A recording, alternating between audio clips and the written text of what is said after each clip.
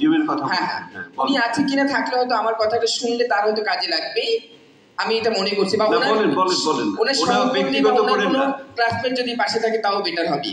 তো আমার যেটা এখানে বলা যে একজন ট্রান্সজেন্ডার মানুষ তিনি পড়াশোনা থেকে কতটা বৈষম্যের শিকার হয় সেটা আসলে কেউ জানে না।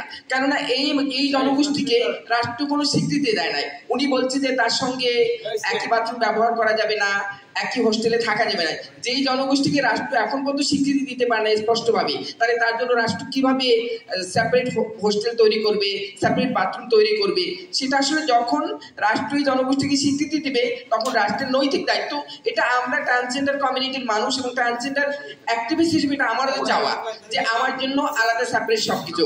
আমি নারী পুরুষের ওয়াশরুম ব্যবহার করতে আমার নিজের জন্য একটু অন্যরকম বোধ হয় এবং আমি ফিল করি না, এবং আমার জন্য আলাদা হোস্টেল হোক সেটা তো আমি চাই। তাহলে এটা আমার এটা হচ্ছে মানে এটা বলতে গেলে রাষ্ট্রের নাগরিক হিসেবে আমার জন্য ন্যায্য পাওনা। সেটা রাষ্ট্র কেন করতেছে না? এত বিশাল এই রাষ্ট্রে হিজড়া জনগোষ্ঠী ভিজিবল মানুষ হিসেবে তারা দেখতেছে। এই হিজড়া জনগোষ্ঠীগুলি কোথায় যায়?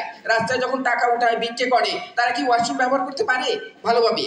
তাহলে সেই মানে আমাদের ওয়াটার অ্যান্ড স্যানিটেশনের যে প্রজেক্টগুলি আছে সেগুলি কি দায়িত্ব পালন করে?